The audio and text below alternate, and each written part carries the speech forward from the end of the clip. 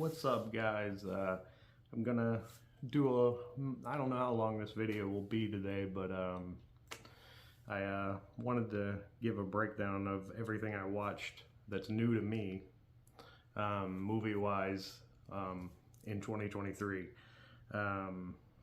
So I pulled up my Letterboxd. I keep a diary anytime I watch something new that I've never seen before. So we're just gonna scroll through it and I'll talk about each one. So this could be a little lengthy video, but and we'll see what I remember about each one, because it may not be much. So first, on January 1st last year, I watched Call Me Miss Cleo. Now, if I recall correctly, that was a documentary I watched on HBO, and it was about Miss Cleo. And for those of you that don't know, Miss Cleo was like an infomercial of a psychic, and she was kind of, I don't know, fake Jamaican or something, and she pretended to be like some, some kind of ethnic stereotype of like a Jamaican. Anyway, she was like a huckster, and she would trick people into thinking that she could tell them their future. And the documentary is basically about her and how she was, I don't know, she did criminal things, and she got kind of fucked out of her Miss Cleo money in the end by some other guy. So it was okay. I gave it 3 stars, obviously. The next thing I watched was January 10th. Quite a lapse until I watched something else, but it was Django and Django. Sergio Corbucci Unchained. I don't really remember much about this. It's a documentary about Sergio Corbucci, the director. He directed a lot of spaghetti westerns.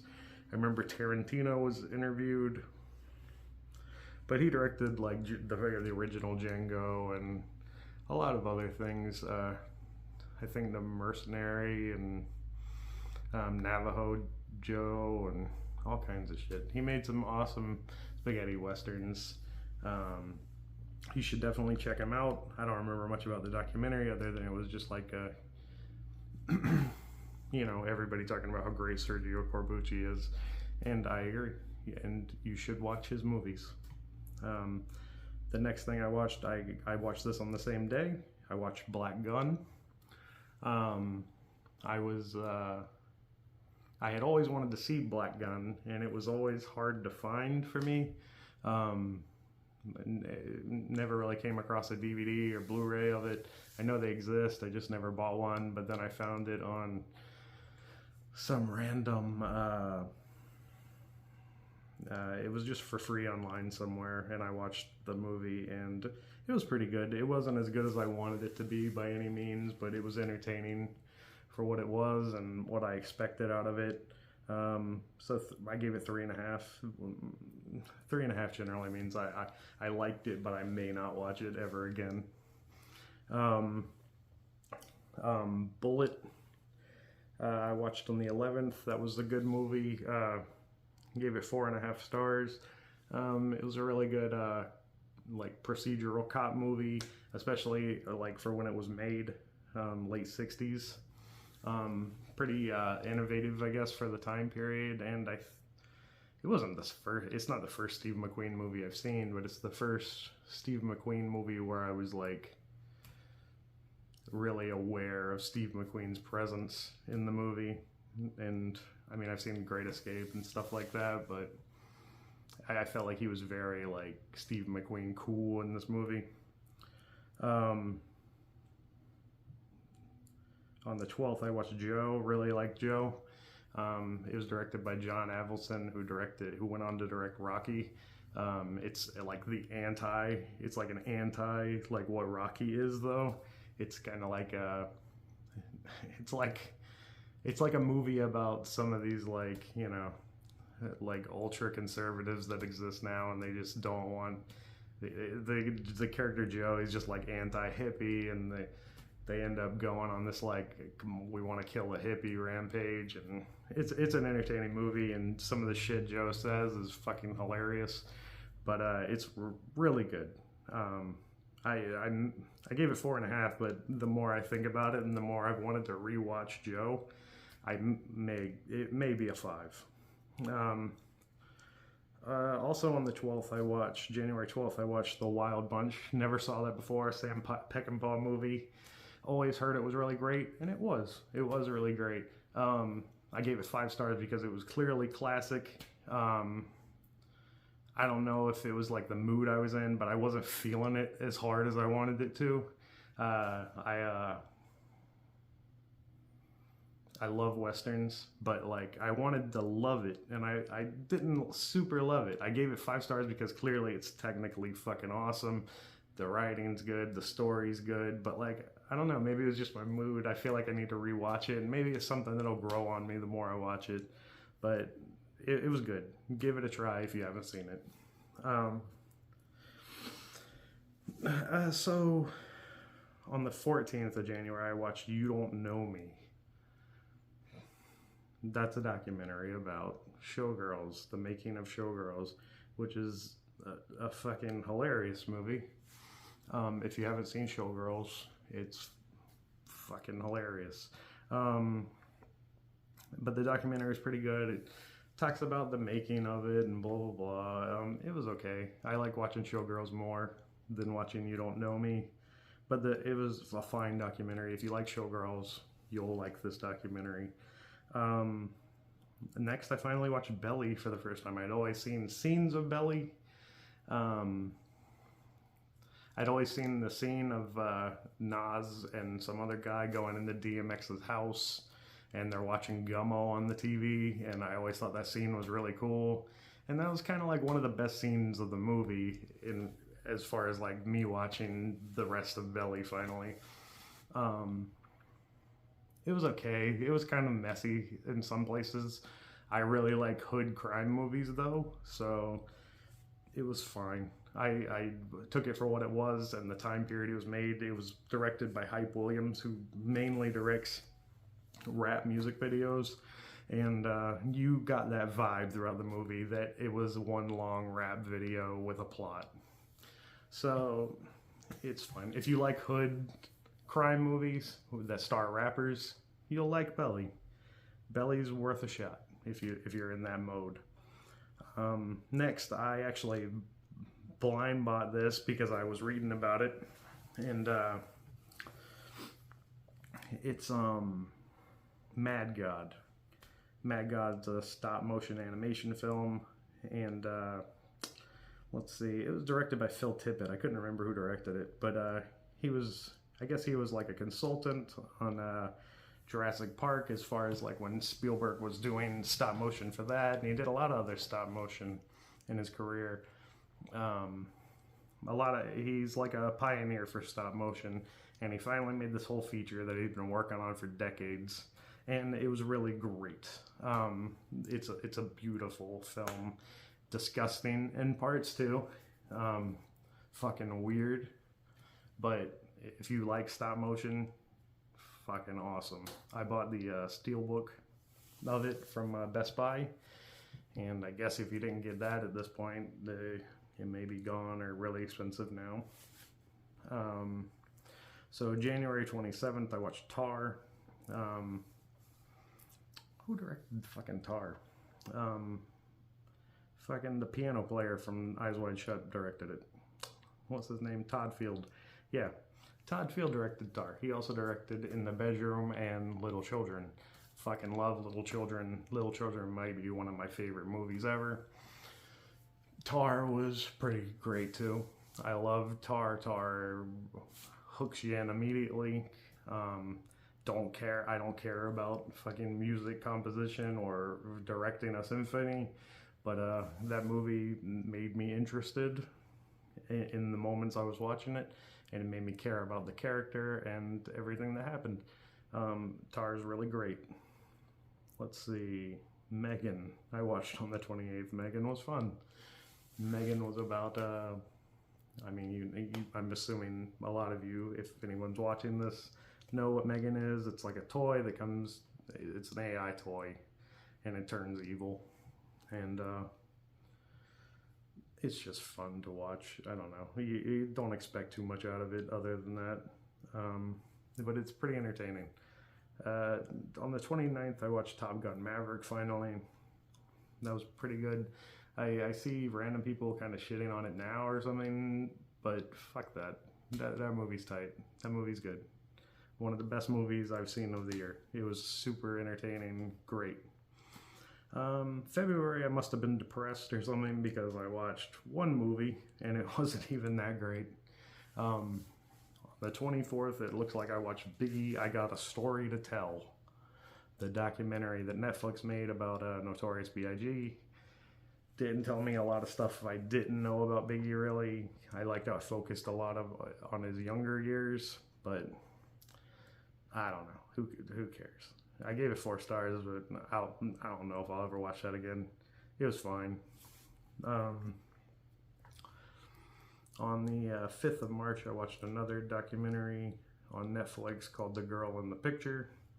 That's actually based on a case I saw on an Unsolved Mysteries episode from a while back. It's about a guy who was basically like abducting children and then he would raise them, and it was really fucked up, and the guy's really fucked up in the head. But it was interesting, and if you like true crime shit, it was pretty good. A lot of twists and shit. I don't know if this counts, but I tend to rate stand-up as movies because when I grew up, I feel like you could rent VHS tapes of stand-up right next to VHS tapes of movies, so I count stand-up as movies. So Chris Rock, Selective Outrage, that was pretty funny. I believe this is the one where he just kept saying "fuck you" to Will Smith as a part of the bit. It was pretty funny because Will Smith, I don't know, he kind of got into all that Will Smith shit, and Will Smith, I don't know why, but all his bullshit with Jada Pinkett lately has really tainted my image of him. I used to like him a lot, but now I'm just kind of like, ugh, like he's just killing me. I can't look at him the same, and I don't know why. Because I usually don't give a shit about movie stars or directors or anybody's personal life as long as they're making stuff I like. But I just can't. I haven't bothered watching King Richard. That may just be because I think that might be boring to me, though. Let's see. On the 10th, I watched Staying Alive for the first time. It was directed by Sylvester Stallone. He has a small cameo in it where he walks past John Travolta. This is a sequel to Saturday Night Fever. The shit was pretty good. I liked it more than I thought I would, because it just gets bashed constantly. But I think I really like early '80s John Travolta. I like Blowout. I like Urban Cowboy. I like fucking Staying Alive. I think he's solid, and Staying Alive's pretty good. The ending was, I don't know, I guess it could get boring because it's just like this huge fucking spectacle dance number on Broadway or something, but it doesn't hold up to the greatness of what Saturday Night Fever was, but Staying Alive's pretty fucking good. And it honestly, like, Stallone's in that directing mode that he was in for Rocky 3, so it has that same feel of Rocky 3, but it's like the Saturday Night Fever character. So I really dig it, and I look forward to watching it again one day. So I watched From Dusk Till Dawn 2, Texas Blood Money. That movie had me for a bit. It had me in the beginning, and then it just started trailing off and getting really fucking boring. And it's nowhere near as good as the first one. I don't really give a shit. I'll never watch the third one based on this one. It was fine. I like Robert Patrick. He's in it. But, fuck, like, just who cares? Like, just stick with the first one and move on. Next, I watched Michael Clayton, which I had seen before, but not well enough to remember. I think I had watched it on a flight when I was coming back from Iraq. So, and I remember liking it, but Jesus Christ, like, that's just all a blur to me. So it's pretty much like I didn't see it, and I watched it again for the first time. I really like George Clooney being like this suave, like knows all the angles kind of character. I love characters like that. So that's it. It's pretty good. Worth it if you haven't seen it. Worth it if you have seen it and you want to watch it again. On the 15th, I watched The Whale. That's the Brendan Fraser movie where he's a fat guy and fucking Darren Aronofsky directed it. It's like in the same vein of the movies that Aronofsky directed, where like Black Swan or The Wrestler, where it's like this character and they're having this, like, I don't know, some kind of fucking crisis in their life, and it's all tied up with what they do, and there's usually some kind of trauma with like a kid they have or their parent, and they usually die at the end doing something that wraps it all up thematically. And if you could, in my opinion, you could say Black Swan, The Wrestler, and The Whale are like some kind of trilogy he made, because they're all kind of fit in the same vibe. You would definitely watch them all and see a through line. But it was fine. I don't know how much I want to go back to it. It was really fucking... some of it was like depressing, and it's a really heavy movie. I might watch it again one day, but no time soon. The Last Run, I watched on the 16th. That was because I started listening to Tarantino's Video Archive podcast, and he was talking about The Last Run, and they had a whole episode about the fucking Last Run, and I had never seen The Last Run, so I wanted to understand what the fuck they were talking about. So I watched The Last Run. It was free on YouTube. It's probably still there. Watch The Last Run. It's George C. Scott. You can't go wrong.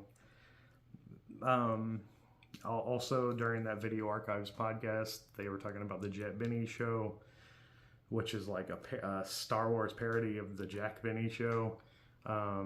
I wanted to understand what the fuck they were talking about with that. This is a super low budget movie that is also free on YouTube. You got to have some context for it, so I would recommend listening to that Video Archives podcast to hear what they say about it, and watch this movie with it, so you can get all the context and what exactly they're trying to do with this movie. But it was fine once I had that context. I didn't grow up watching the Jack Benny Show. I knew what it was, but I didn't watch a lot of it. So March 20th, I watched, it's another Netflix documentary, D.B. Cooper, Where Are You? I've always been interested in D.B. Cooper, but I find that these like 2-hour documentaries are just too much fucking information. Like, I don't give a shit about it enough to watch it for 2 hours, and usually it just wraps up to where we don't know it anyway. But I already knew about D.B. Cooper from watching Unsolved Mysteries, and Unsolved Mysteries summed up that entire case really well with just 15 minutes.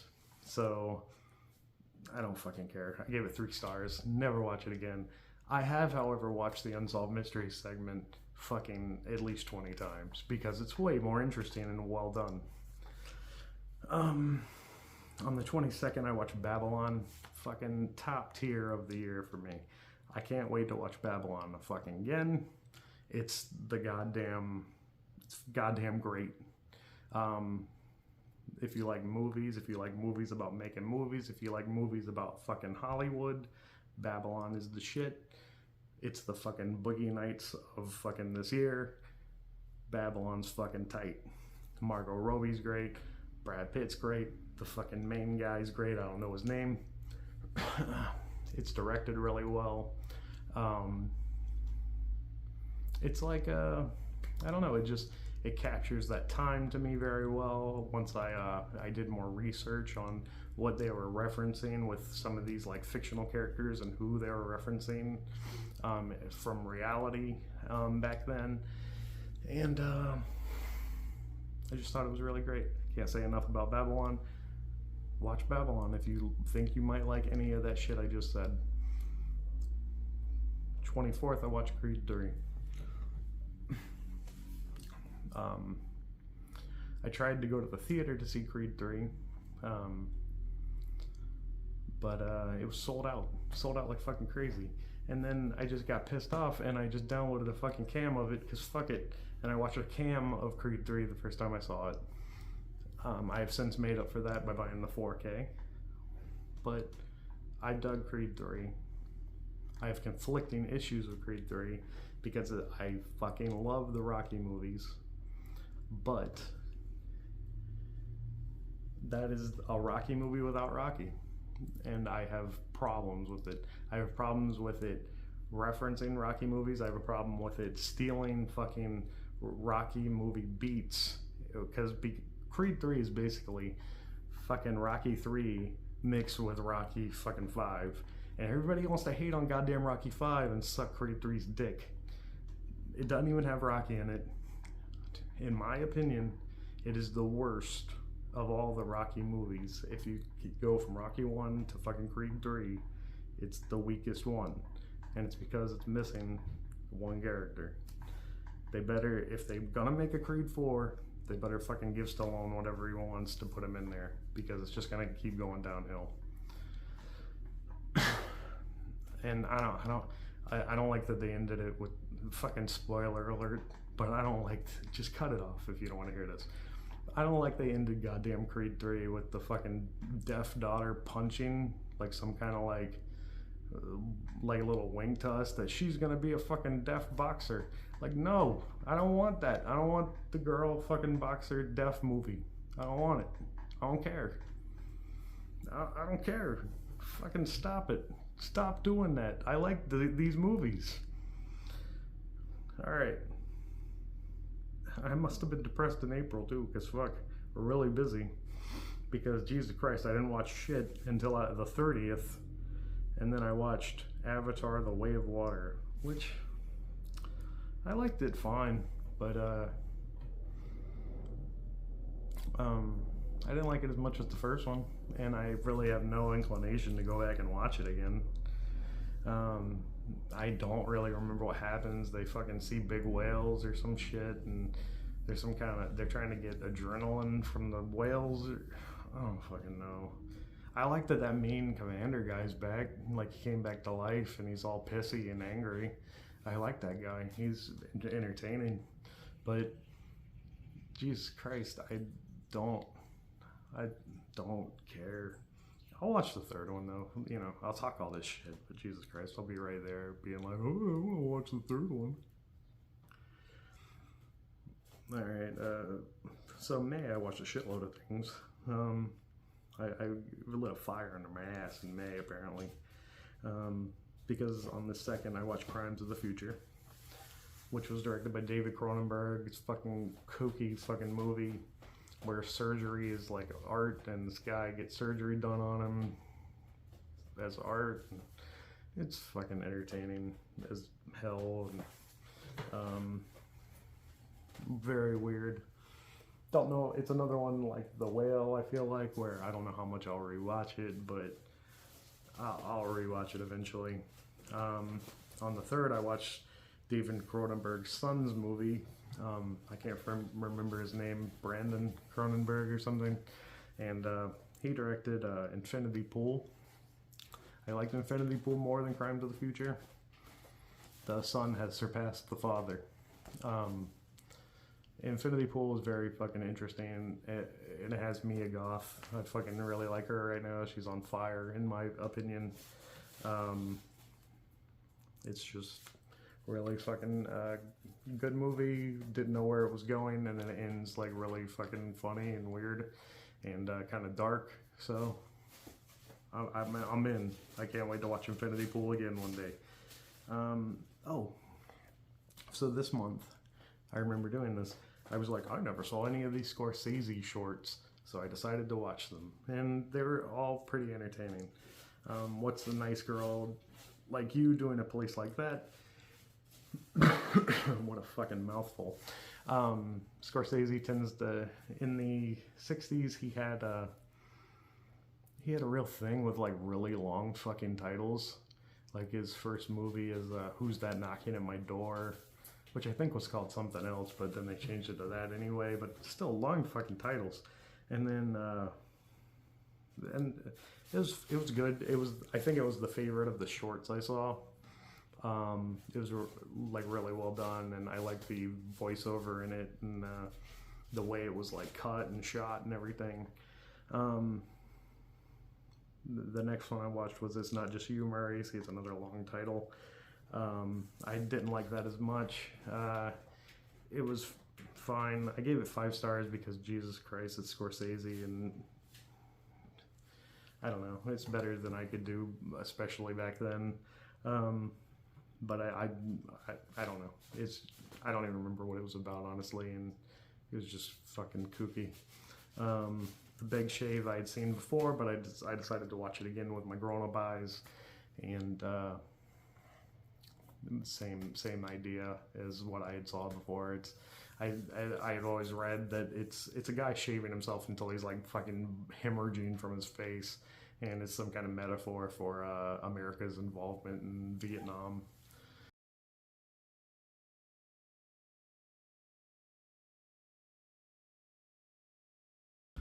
So, the next Scorsese I watched was on the 10th. I watched all those on the same day. The next was Italian American. It was a documentary where he interviews his parents about them growing up in America, being younger, and America being younger. And it was really interesting. Liked it a lot. I like watching his mom. She's the Joe Pesci's mom in Goodfellas, if you didn't know. She's also in Casino, but she's really like funny, and I feel like she talks really funny and has these like really funny like little one-liners in Scorsese movies. She was also Rupert Pupkin's mom. You could hear her voice in King of Comedy. If you like that, she's always nagging him from like the fucking next room while he's like having his hallucinations about like being a famous comedian. So she's pretty funny, and she's fun to watch. His dad's also pretty entertaining, but Italian American, it was pretty good.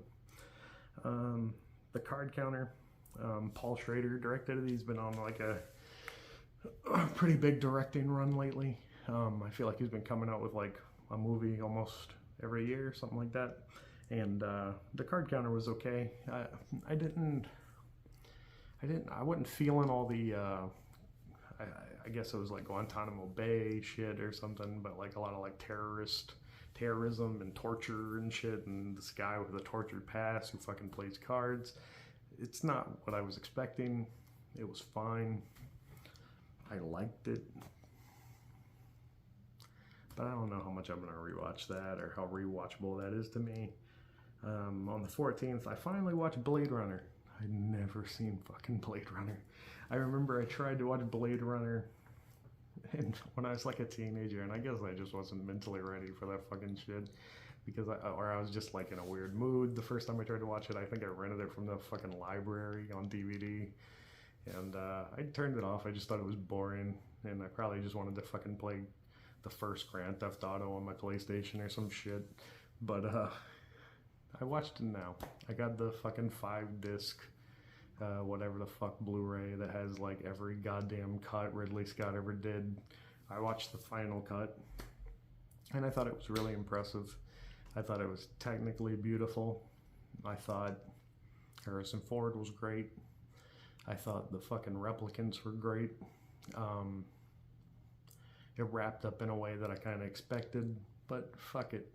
That movie's fucking awesome. I still haven't watched the second one. I'll probably like it if it's in the same vein, and I've heard it's pretty good, so I'll give it a shot.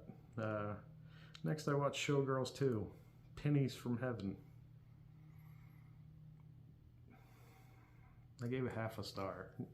I'm pretty fucking lenient with movies, and if I gave it a half a star, Jesus fucking Christ. Next I watched Sandy Wexler.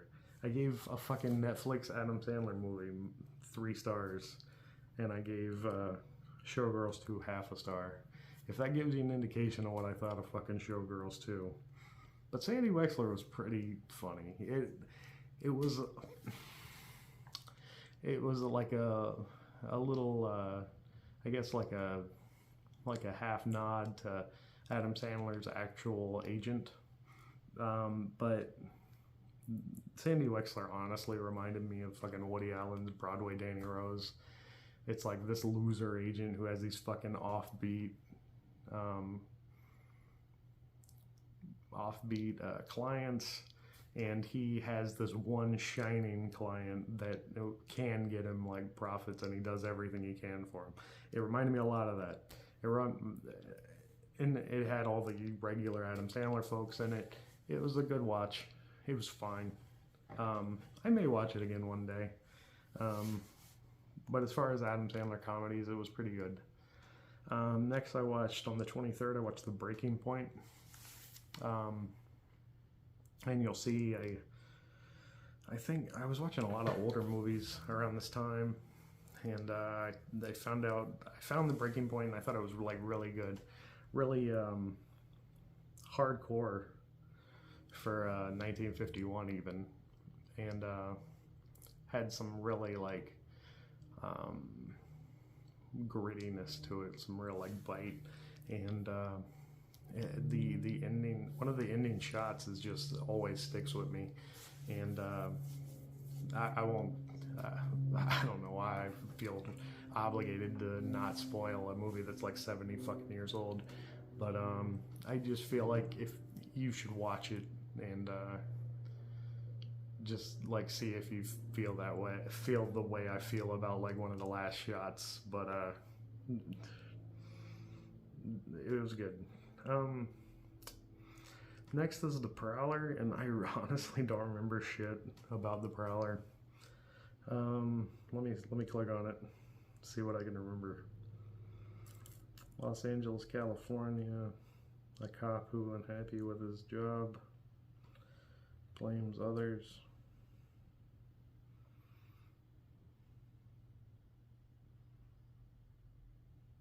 Fuck, I do not remember. I don't remember. I don't remember watching this. I didn't watch this. I don't know. I mean, I watched it, but Jesus Christ, it was May 23rd. You can fucking chill, all right? I can't remember everything. The Town. Yeah, I watched The Town. Ben Affleck directed it, and it was a crime movie where they wear nun masks, and I liked it. It was good. Good job, Ben Affleck. You're a good guy. On the first, I watched Michael Cimino's directorial debut. First script he had written, I believe, and it was he wrote a fucking Dirty Harry 2, but I guess it was the first movie he wanted to make or whatever, and it's Thunderbolt and Lightfoot, and it was pretty funny. Jeff Bridges and Clint Eastwood are a good pairing. It's a good crime movie, and really entertaining, worth a watch again, and it'll be a good time. I finally saw Midsummer. I don't want to say I was scared to watch fucking Midsummer, but I always heard like it was really fucked up. It's a fucked up movie. The ending's really fucked up. And I don't know if I'm just desensitized to shit that people think is fucked up, but I didn't think it was that fucked up. And everything that started happening, I kind of saw coming. And I thought Midsummer was really fun and a really good movie and really well done. And I liked Midsummer, and Ari Aster's obviously fucking a good director. Hereditary is really great as well. It's on this list eventually.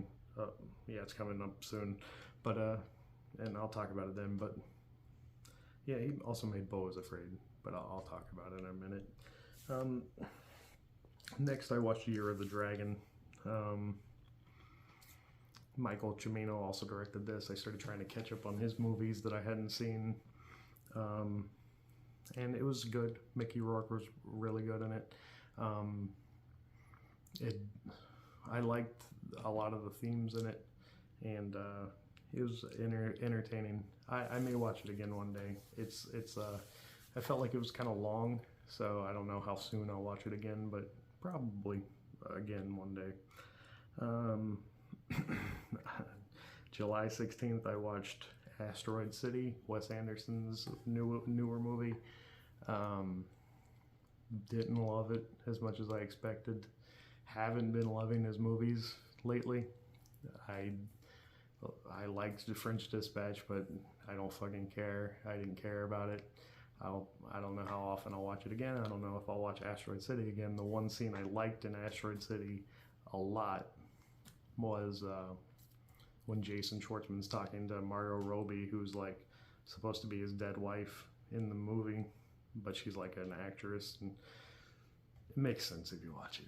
Everything I'm saying makes sense if you watch the movie, but I understand it's not. I'm not explaining it well.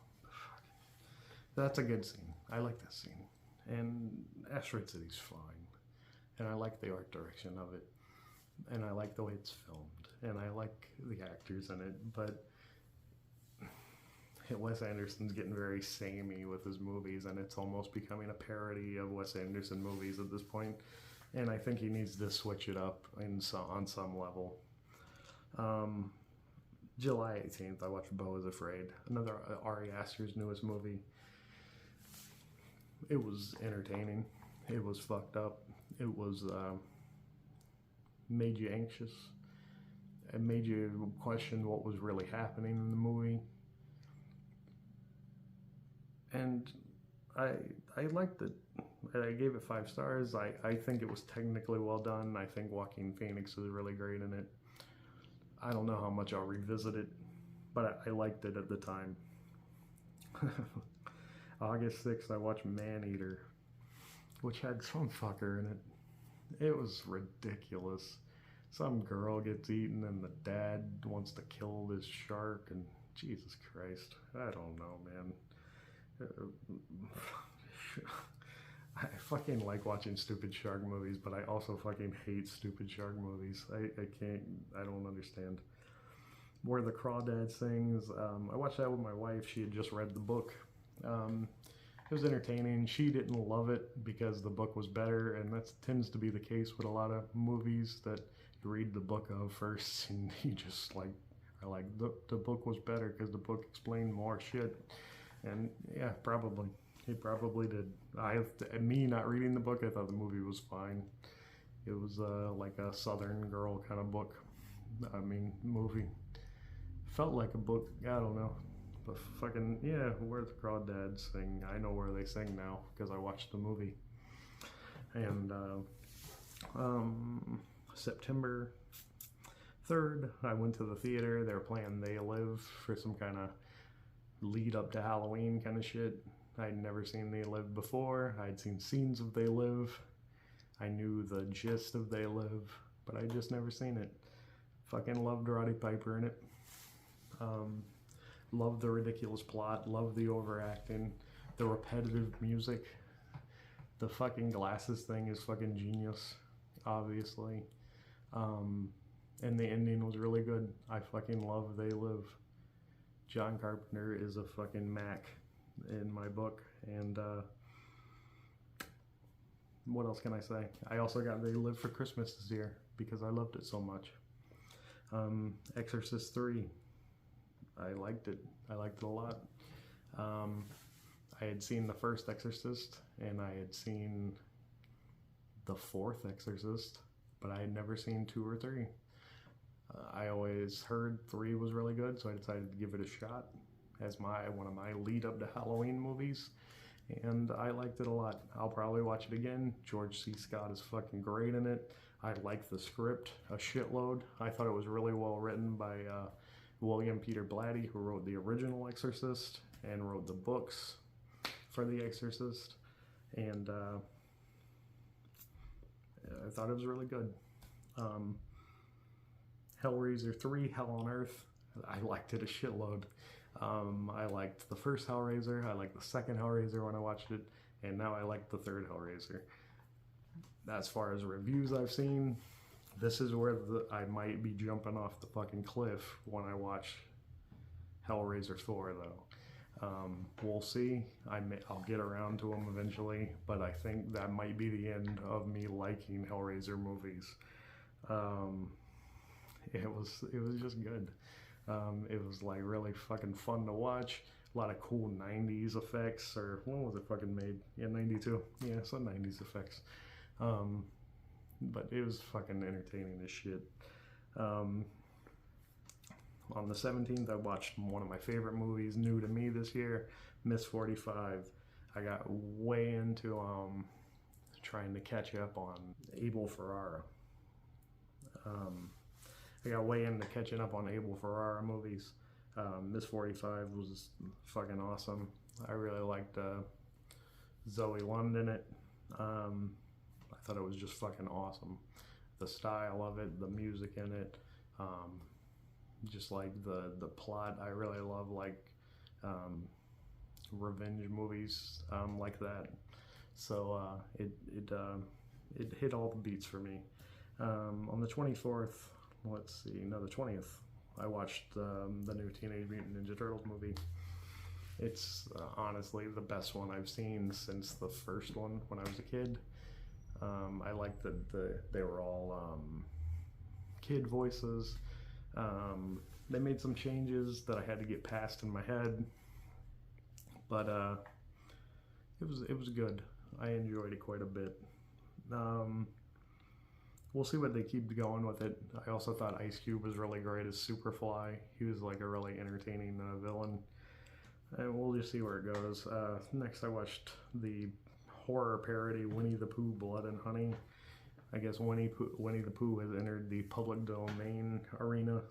Now schlocky directors are gonna put their mitts on it. And that's what they've done with this. It's a piece of shit.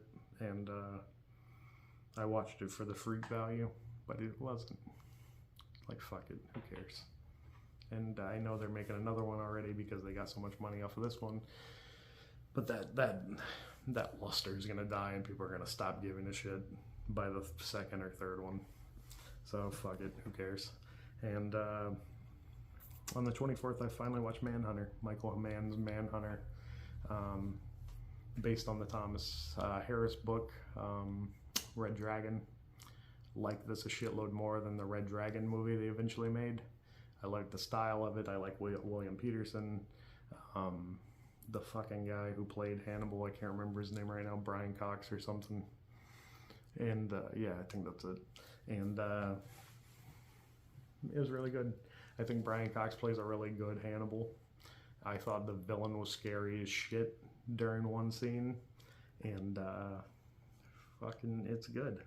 Let me see, the Halloween month. Let's see, I watched The Crow for the first time. Never saw The Crow, never saw Brandon Lee's Crow. Shit was tight. I loved it. I loved every second of it. It was a great comic book movie. I wish I had seen it in '94 when I was fucking 9. Because I would have thought The Crow was the fucking bee's knees, and it would have influenced a lot more shit for me. But I didn't. I saw it this year, and I still thought it was awesome. But it was great. Next, I watched the short film Adolf. I can't remember who directed it. Let me see. Let's see who the fuck directed this shit. It doesn't even, A.K. Reed, okay. So I guess he's affiliated with the Griselda Records people. It was starring the rapper Rome Streets, and it's entertaining enough. Little hood crime movie, like I said, like I referenced in Belly before. Shitty little crime movie starring a rapper. That's it. You can watch it on YouTube for free. It's like a part 1 of something they're building towards. I don't know what it is, but if you're interested in hood crime, Adolf might be for you. Next, on the 12th, I watched Freaks. Never saw Todd Browning's Freaks. This started a huge train for me this October with watching old horror that I had never gotten around to see, but I finally fucking got around to see it. I fucking love Freaks. I'm gonna buy Freaks. Freaks is gonna be in this fucking shelf. They just haven't done it yet because it just got released. But Freaks was the shit. I fucking loved it. I loved how much I felt for the characters. I love. I don't even know. I just, it was fucking great. Todd Browning is the fucking man, as far as I'm concerned. I watched 3 of his movies in October, and every one of them I fucking liked. Next, I watched White Zombie. Fucking loved White Zombie too. I also started watching. This got me on the train of watching fucking every Bela Lugosi movie that I hadn't seen yet, and he's fucking amazing too. I feel dumb because I never got around to it because I watched Ed Wood fucking hundreds of times and never bothered to watch a fucking real Bela Lugosi movie. But I'm not dumb anymore. I'm smart now, you guys, and I'm smart. I'm smart for watching all these movies. I'm smarter than everybody now. Anyway, I watched Dracula for the first fucking time because I suck. I suck. I'm embarrassed to say I fucking watched Dracula for the first time in 2023, but I fucking watched Dracula and I liked it. I liked it a lot. And then I watched The Bride of Frankenstein because fuck it, let's watch all the classic shit. And I like that too. And then I watched The Wolfman because fuck it, I never watched The Wolfman either. And I was like, fuck it, I'm gonna watch everything. And then after that, I watched The Mark of the Vampire, and fucking Todd Browning directed that as well. And it was good. I really love some of the atmospheric moments in it. It was the shit. I fucking liked it. And then I watched The Black Cat, and that movie was fucking tight. It ended really fucked up, and I think this is the movie where Bela Lugosi ends up fucking skinning Boris Karloff alive. And I was like, Jesus Christ, is this really happening in a movie from fucking 1934? And it was happening right on my TV. And it was great.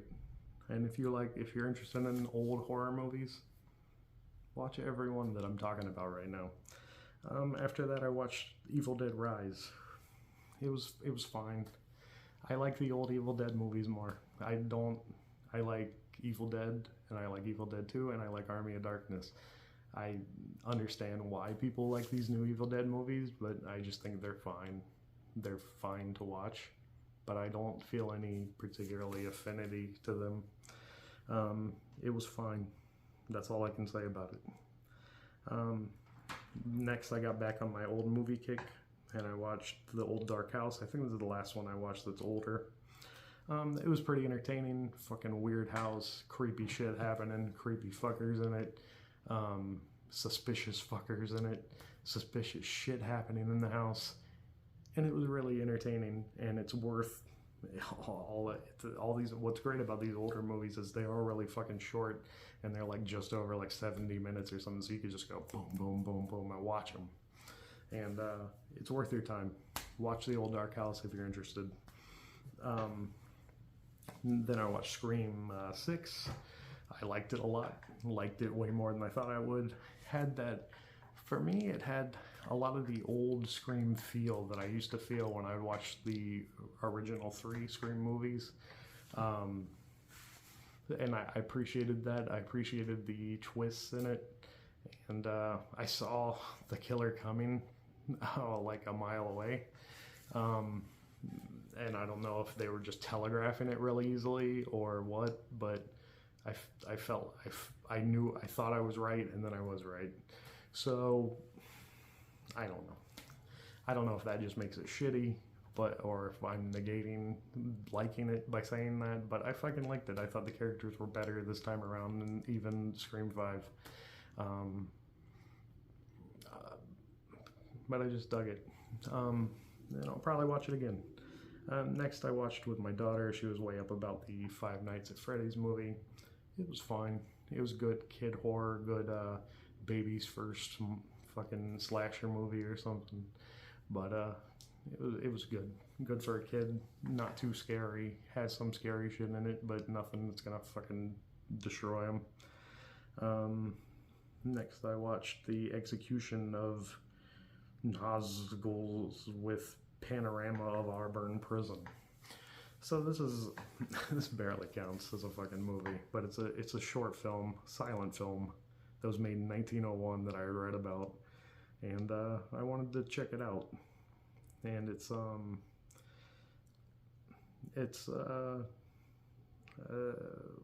just recreating the execution of the guy who shot President McKinley. He's like a president in American history who was assassinated that nobody talks about. Everybody talks about fucking Lincoln being shot or JFK being shot, but nobody ever talks about William McKinley being shot. And I don't know why. I don't know if McKinley was just fucking boring or something, but this guy shot him, and they recreated his execution when film was coming around, so they decided to recreate it for, I don't know if it was news to people or something, but it was a fucking weird little tidbit of American film history, so I wanted to check it out, and it was weird. It's on YouTube if you're interested in seeing like what they did in 1901 with film. The fourth fucking Empire, Jesus Christ. It's like a 9-hour fucking movie that what's his nuts directed, Andy Warhol, and he it's just a shot of the Empire State Building for 9 hours as it turns from like afternoon to like nighttime, and I don't know. It's a fucking he's doing art stuff, man. You can't understand it. I can't understand it either. He's just an artist, dude. And to be fair, I didn't watch all 9 hours. I fucking watched 5 minutes and I was like, I get it. And then I fast forwarded until it was nighttime and I was like, I get it. And then I rated it, Letterboxd, and that was it. And I had actually known about this movie a while ago and I just never rated it. And now I rated it. So fuck it. I've seen it. I saw 9 hours. And then on the 5th, I watched City of the Living Dead, another favorite of mine of the year. The special effects are really good. Lucio Fulci directed it. He's developing quite a following as of late with the youth, in my opinion, and or people interested in horror movies. But City of the Living Dead is a good zombie movie. A lot of like tense moments, really good special effects, like gory shit in it. The girl like puking up her intestines or whatever the fuck that was fucking awesome. The guy getting drilled in his fucking cheek. Great. Loved it. Would watch it again. Will watch it again. The same night, I watched Return of the Living Dead for the first time. Also good. Different zombie movie than City of the Living Dead. Funnier. Interesting. Fucking wacky. I liked it. I love the part where the zombies keep calling for more ambulance and more cops so they can keep eating them. That shit is just fucking great. On the 7th, I watched Death Wish for the first time, and this starts my Death Wish tear I went on, because I had never seen Death Wish, and I was like, oh, Death Wish was pretty good, 5 stars, everybody.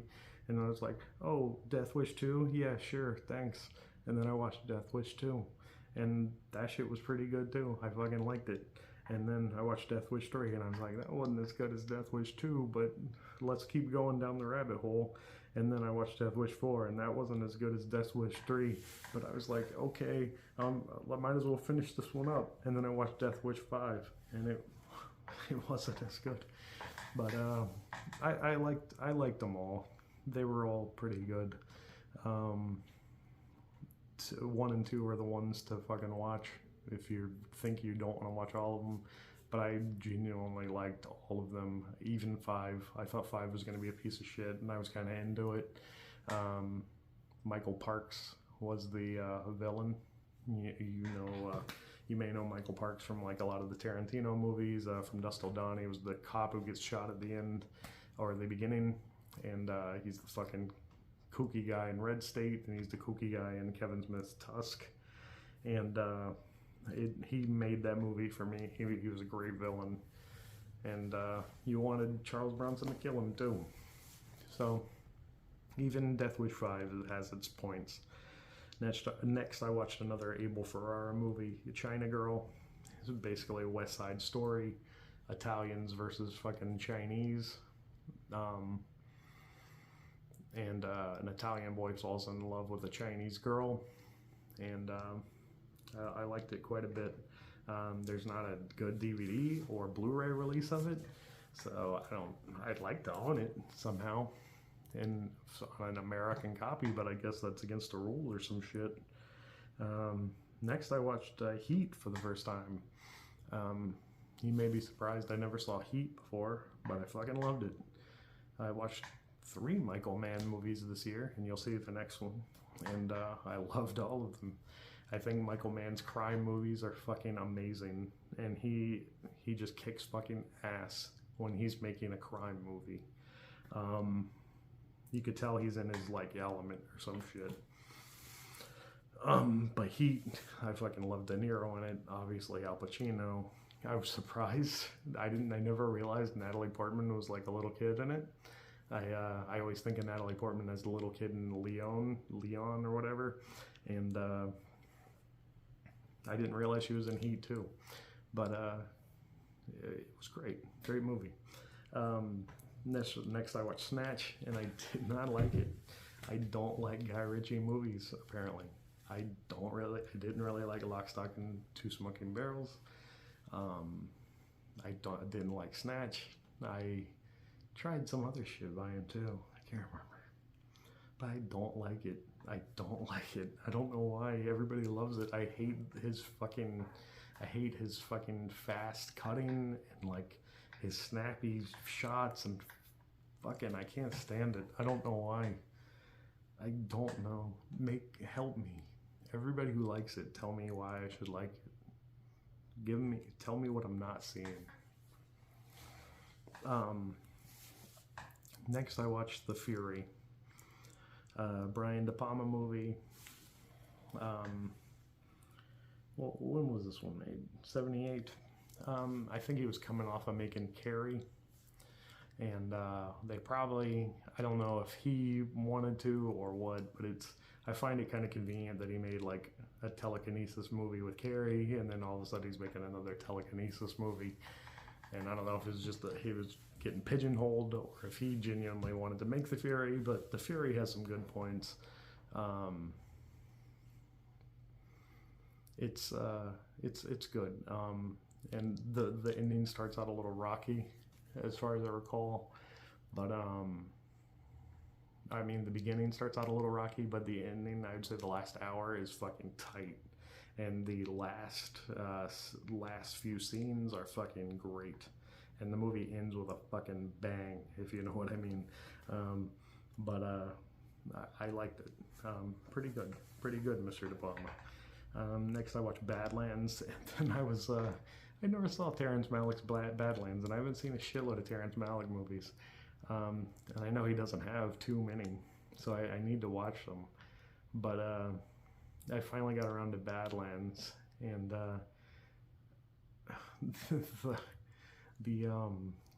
the country twang of Sissy Spacek, and then the music kicked in, and I was like, this is fucking True Romance. Jesus fucking Christ. I love True Romance, and I watched Badlands, and I was like, this movie is really similar to fucking True Romance, and parts of it were, and it kind of veers off more where True Romance didn't go. True Romance was turned out to be a different kind of movie, but they both started very similar, and I liked Badlands quite a bit. I didn't realize at first that it was based on real events, but it was a good movie, and I don't know how real it is to like what really happened, but it was worth fucking watching. Next, I watched on the same day. I watched The Killing of a Chinese Bookie, a John Cassavetes movie. It's actually my first John Cassavetes movie, and I liked it quite a bit. It's probably a good one for me to start with. As far as his films, it's kind of up my alley as far as the crime shit in it. and it was well acted, and I liked the plot. I felt like it might have been a little long in some spots, but I thought it was really like fun to watch and really entertaining, and I liked where it was going, and I wouldn't mind watching that again. Next, I watched Thanksgiving. Eli Roth. It was a new movie based on the Grindhouse trailer. He finally made a feature of it. He modernized it, didn't make it the campy 80s horror that the trailer was. Kept some of those elements, but I really like Thanksgiving. It's probably one of my favorites of the year. I like the slasher genre, and I like when the slasher genre is like characters I don't necessarily know already, like some new version of the same old slasher. And I thought the John Carver Pilgrim was a great addition to the slasher genre. Never saw a Pilgrim kill people before, other than the trailer he had made prior, and it's fucking great. And the dinner scene is fucking awesome. That's what I want movies to do. That's where I wanted the movie to go. I like when a movie takes you, like when you get to where you wanted to go, and that movie took me where I wanted to go. 22nd, I watched Sly. Big fan of Stallone. This is like him. This was like a documentary of Stallone talking about his life and as he was moving out of his LA home, and it was kind of a downer. You could tell Stallone's feeling his age or something, because it was a lot of dour perspectives about, like, I don't know, how things could have been different for him or something, or what he valued and what he values now. And I don't know, maybe he's talking about what he learned over his life, but it felt, there was a sadness to it that I didn't expect. And I thought it was pretty entertaining.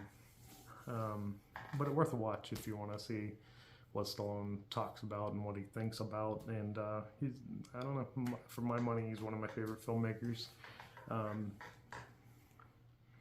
And writers. I like him a lot. Alright, so the 27th, we're kicking into Christmas season. So I finally watched Black Christmas. Bob Clark directed it. He's famous for directing The Christmas Story. This is his, I mean, among horror people, but among normal people, lesser known movie he directed. But it was really good. It's like the famous The Killers Inside the House kind of slasher movie. But it was pretty good. Some good kills, some scary moments, tense moments. Totally good. If you're gonna watch a Christmas horror movie, it's the one to watch, for sure. Next, I watched another Christmas movie, new this year, Alexander Payne's The Holdovers, another favorite of this year. Paul Giamatti's really great in it. The kids in it are really great in it. The Holdovers. It's kind of got a Breakfast Clubby vibe to it, as far as like these rejects of the school having to stay, and then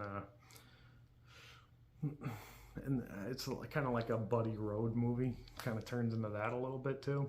And I thought it was good. I always like Alexander Payne movies, though. I like the way he writes. There's a level of realism to his scripts to me. So a lot of truth rings. A lot of the dialogue rings true to me. Or it's just the way I want people to fucking talk. I don't know, but I liked it. Next, I watched Overnight. This was about a douchebag guy. Who the fuck was this about? Troy something. Troy fuckface. That was directed by Tony Montana. I didn't know that. I didn't know it was directed by fucking Scarface himself. Who the fuck was this guy? Troy Duffy. Fuck him. He sucks. Overnight is a documentary about the fuckface Troy Duffy, who directed stupid ass Boondock Saints that I never fucking liked. Never liked Boondock Saints. Never thought it was great. I grew up in the time period when everybody fucking was creaming themselves over goddamn Boondock Saints, and I always thought it was stupid. I always thought goddamn Boondock Saints fucking sucked. and I know why now, because the guy who made it's a fuckface. He's a fucking idiot, and he documented himself being a fucking overconfident dickhead. And I'm surprised he didn't. I'm surprised he allowed this movie to come out or whatever the fuck, because it just makes him look fucking awful. However, this movie does run Harvey Weinstein through the fucking mud, and they got all that pretty good. They nailed it. So fucking Overnight's pretty good. You can watch it for free on YouTube, the documentary. So if you're interested in knowing about all the fucking dickheadery that Troy Duffy does, and he just thinks he's like this huge filmmaking badass and musician badass who never does shit in the long run, fucking watch Overnight. On the 7th, I watched Silent Night, Deadly Night for the first time. Never saw it. I guess I was getting in a little bit of a Christmas groove with horror movies. Really like that as well. Another slasher. I would say between Black Christmas and Silent Night, Deadly Night, you can't fucking mess up if you want a Christmas horror movie. You could watch both of those together. You could watch them separately. You could watch fucking great. I started Silent Night, Deadly Night 2. It didn't make it on this list because I never finished it, because the first 30 fucking minutes were them recounting the goddamn first movie, and I was like, I don't want to watch this. I don't want to sit there. And I know that the last 40 minutes turned really funny with some kind of garbage man bullshit, but I just couldn't get there yet. And maybe next year I will. It's Christmas is over, so I can't watch Christmas movies anymore. It's just a rule I have. I can't do it. Let's see. The 18th, I watched Oppenheimer finally. Finally got around to it. Was kind of avoiding it. I knew it was going to be a heavy fucking watch. Oppenheimer was good whenever they were talking about making the bomb and the scientists being scientists at each other. The shit I didn't like in Oppenheimer was all the jumping around in time periods and the McCarthy era bullshit of like them trying to run Oppenheimer through the mud, and that other fucking asshole Robert Downey Jr. character who was just like trying to fuck him up the whole time. I saw a meme that said Oppenheimer was like the Avengers of scientist movies, and I that was running through my head the whole time when I was watching it, and I was like, that's pretty fucking funny and true. And that's how I kind of felt. Like I said, everything that was the science-y shit or the history shit in it, I really liked. I like that I like that the character and the movie like recognized that it wasn't like some great American achievement dropping the fucking atomic bomb. It didn't. Maybe it was because it was made by a British director too. That might have had something to do with it. But they didn't do that thing where it was like the Great War of America, World War II or something. So I appreciated that kind of shit about it. And I liked Oppenheimer. I don't know how much I'll rewatch Oppenheimer, but it was good, and it's worth watching once, for sure. Next, I watched Modus Operandi, which was directed by Frankie Latina. I had never seen it. Always knew I'd like it, and I did like it. It's shot on Super 8mm. It looks like an old movie, but it's not. It's got Danny Trejo in it, Mark Borchardt from fucking American Movie, that documentary. And it's an interesting little crime movie. Some really inventive shit in it. A little messy in parts, but I forgive it because it knows what it wants to be, and it's not afraid to be anything that it doesn't want to be. And I enjoyed it. I like the ending quite a bit too. Endings tend to save it, even if it has a messy middle. Going back to Oppenheimer, I really loved the fucking last 15 minutes of Oppenheimer, and I forgave all the boring shit that I didn't like because I liked the last 15 minutes. All right, let's move on. So next I watched Machine Gun Kelly, and that was an interesting movie directed by Fucking Roger Corman. I couldn't remember. But fucking Roger Corman directed it. And it was 1958. Got Charles Bronson in it. It's about the real gangster Machine Gun Kelly. And the shit he did. I don't know how accurate it is to his life. I don't know a lot about Machine Gun Kelly. But I saw the movie Machine Gun Kelly. And it was good. It had some really hardcore fucking moments for a crime movie in the fucking 50s. I liked it. It's worth a fucking watch. It's good. It's a really good movie. If you like crime, watch Machine Gun Kelly. It holds up with anything made today, in my opinion, thematically. It's not like, it doesn't pussy out on stuff. And the characters are all really good. Next, I watched Interiors, the Woody Allen movie. I've pretty much seen every Woody Allen movie. Like, he's made like 50 fucking movies, and I've pretty much seen them all.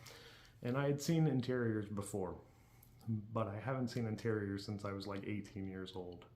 So it felt pretty much like I had never seen Interiors. So I decided to rewatch it and act like I never saw it before. And I felt like as I was watching it this time that I had never seen it before, because last time I thought it was boring. This time I thought it was fucking awesome. And it's probably one of my favorite Woody Allen movies, like, to date. I thought he took a real fucking ballsy chance coming off of Annie Hall. He came directly off of Annie Hall, his fucking Best Picture winner. And he fucking made this like slow, not funny movie about a fucking family dissolving, basically, and them finding their strength in that dissolution. And it was good. And I can't wait to watch it again, honestly. I've been recollecting the DVDs because I don't fucking care about owning Woody Allen movies on Blu-ray, because they don't have any special features. The movie doesn't ever look that much better. So fucking just buy the cheaper version. And plus they all kind of match. A lot of the MGM ones anyway. Next I watched Thief. Michael Mann's, well, I guess it's his first like actual movie that wasn't a TV movie. Starring James Caan. And that shit blew my fucking mind. I fucking love Thief. I love it. Thief is great. I can't wait to buy it one day and put it on this shelf behind me and be like, hey, does anybody want to watch Thief? And then nobody answers because nobody's ever around. And then I'll be like, yeah, I'll watch it with you. And then I'll say, thanks, me. And that's the story of how I'll watch Thief next time. Next, I watched Cool as Ice, which I had started at some point in the beginning of the year. And I finally finished. And it's just stupid. It's a movie of its fucking time where Vanilla Ice was the biggest shit in the world, and some studio was like, hey, you want to make a fucking Vanilla Ice movie? You were pretty funny in the fucking Ninja Turtles too. And he was like, yeah, whatever, word to your mother. And then they were like, here's money. And he was like, all right, I'm riding a motorcycle and I'm jumping off of it a lot. And then I'm doing crazy shit. And then fuck Cool as Ice. It just came out on Blu-ray, and everybody's acting like Cool as Ice is fucking good, but it's not. Cool as Ice isn't good. It's not a good movie. It might be funny because it's bad, but don't get fooled. Don't buy Cool as Ice just because you think you want to be trendy and own Cool as Ice with everybody else. Because Cool as Ice fucking gargles you nuts. It's terrible. It's dumb. Don't waste your life, man. Don't do it. Next I watched Godzilla. Which I felt like, this is a weird thought, but you could have like a really killer fucking double feature of Oppenheimer and then watching the original fucking Godzilla. I'd never watched Godzilla before. I'm a child of the 90s. I watched the fucking 98 Godzilla. And I thought Godzilla was fucking shit. And then I watched, I kept trying to give these Godzilla movies a fucking shot. And then I watched like the 2014 Godzilla with Bryan Cranston. And I fucking didn't like it. I thought it was really boring. And I kind of gave up on Godzilla, but now I know I was wrong, because the first Godzilla is fucking awesome, and the Godzilla -1 that just came out, I'm hearing is fucking awesome. I really want to watch it, and I really liked it. I liked the what I liked the most about it. I liked the special effects and shit, and they were really impressive for 1954. But what I really liked was the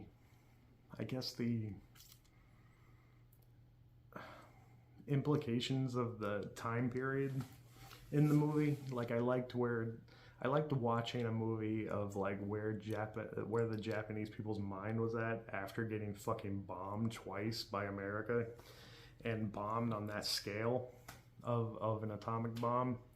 And like you could tell it gave them like a lot of fucking trauma, because Godzilla is a movie born out of that fucking trauma.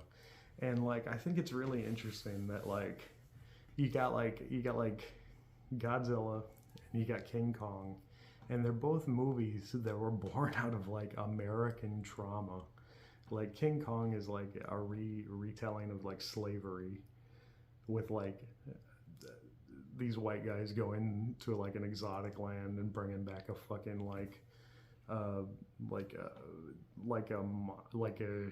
I don't know, like some kind of specimen in fucking chains, and then showing it in fucking like a town square, like in chains, like on a stage, like that. And then you got Godzilla, who was born out of the fucking atomic bomb, and got loosed by it. Like America causes fucking pain in the world is like the message of those two monster movies. And I just think it's kind of sad and pretty that two fucking blights in human history made like those two things in like movies wouldn't exist. And I think that's kind of beautiful and sad at the same time. And I don't know, it's just interesting.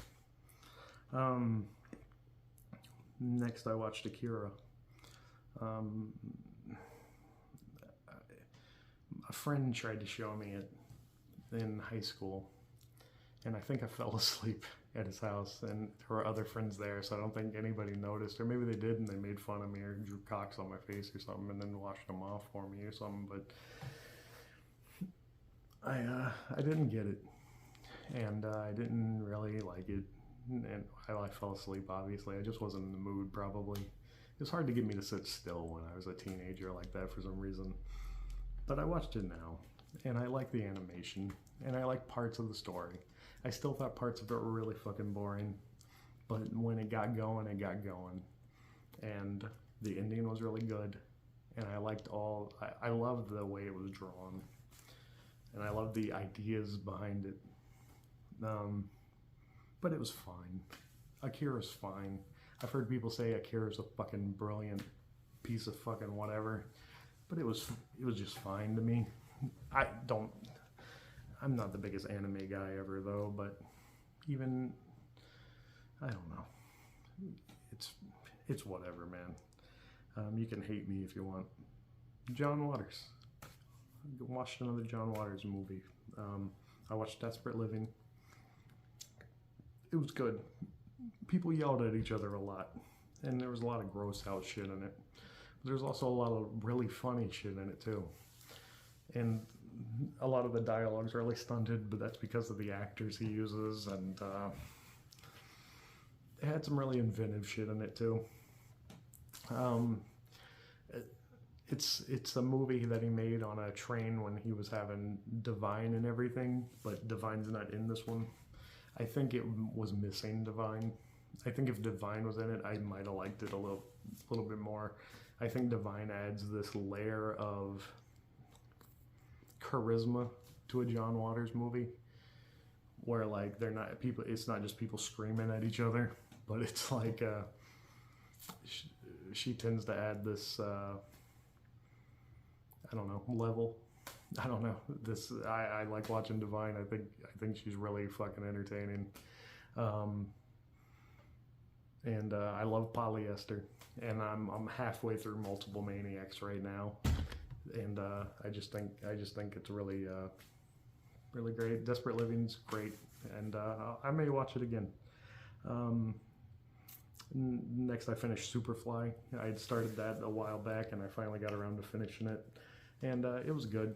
A lot of it's a blaxploitation movie, and it's a lot of we got to get out of the fucking life, that kind of, we'll get out of the drug life kind of movies, like a drug kingpin.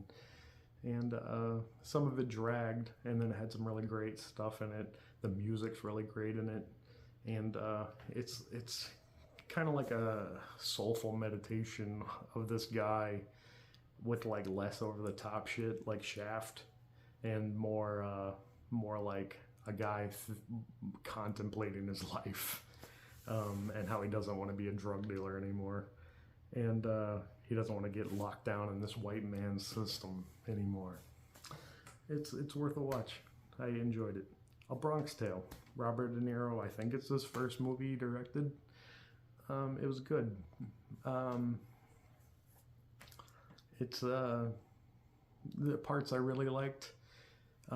Parts I thought were like boring and like cliche on some level, because I'd seen so many gangster movies at this point and Italian mob movies. I liked parts of it. Parts of it I thought were kind of boring. Parts of it I thought were cliche, but overall I liked it. It's fine. It's a good movie. I don't like it as much as other shit, but it's good. Brewster's Millions, Richard Pryor, John Candy. Some parts made me laugh. Some parts haven't aged well. And I like the idea behind it. I like the idea of a guy he has to spend $30 million in 30 days, and he can't buy assets. He can only buy services. It's fun watching Richard Pryor do that kind of shit. It's a good watch. If you like 80s comedies, give it a shot. Just check it off the list so you can say you've seen it. Next, I watched Nebraska. Never saw that Alexander Payne movie. I like the symmetry of him making About Schmidt with Jack Nicholson and him making Nebraska with Bruce Dern. So I always wanted to get around to the movie he made with Bruce Dern, which is Nebraska. It was fine. It was pretty good. I like the writing in it. I like the ideas behind it. I like his other movies a little bit more, though. I like Sideways more. I like Election more, and I like About Schmidt more. And even his newer one, I like The Holdovers more.